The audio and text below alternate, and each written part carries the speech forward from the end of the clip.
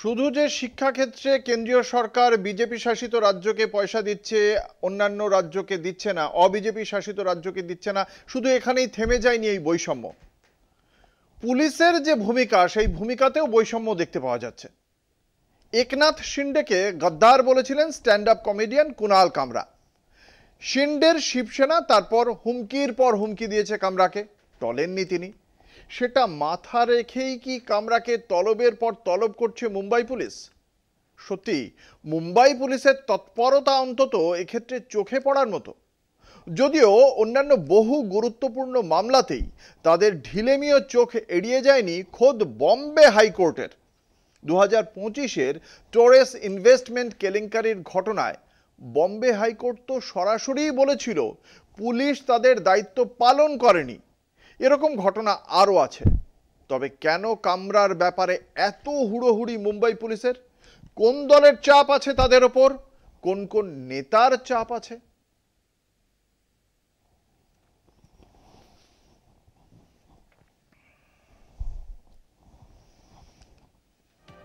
একনাথ শিন্ডেকে গদ্দার বলার অভিযোগে কমেডিয়ান কুনাল কামরার বিরুদ্ধে একের পর এক তলব পাঠাচ্ছে মুম্বাই পুলিশ।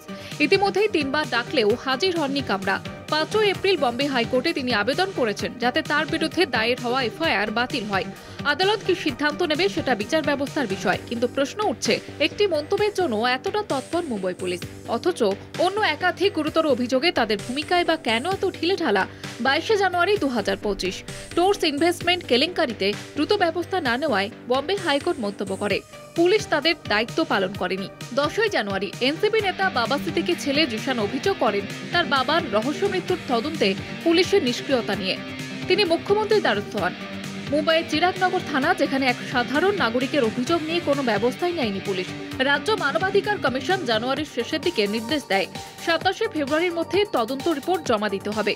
অবৈধ হকারদের বিরুদ্ধে ব্যবস্থা না নেওয়ায় জুলাই 2024-এ বম্বে হাইকোর্ট একযোগে ভৎসনা করে মুম্বাই পুলিশ এবং বিএমসিকে, অর্থাৎ যেখানে শাসক শিবিরের অস্বস্তি সেখানে পুলিশের টার্গেটেড অ্যাকশন, আর যেখানে সাধারণ মানুষ বা বিরোধীদের প্রশ্ন সেখানে রহস্যজনক নিরাপত্তা।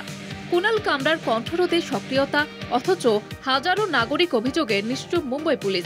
এই দ্বিচারিতা কি শুধুই কাকতালীয়, নাকি রাজনৈতিক চাপে পাল্টাচ্ছে পুলিশের গতি প্রকৃতি? এই প্রশ্ন এখন আদালতে নয়, জনমানুষেও ছড়িয়ে পড়ছে। গদ্দার বলার অপরাধে তলব, কিন্তু গডফাদারদের নিয়ে তদন্তে নিষ্পৃহ। এই ছবি কি আজকের শিন্ডে শিবসেনা বিজেপির আমলের মুম্বাই পুলিশের? কলকাতা টিভি।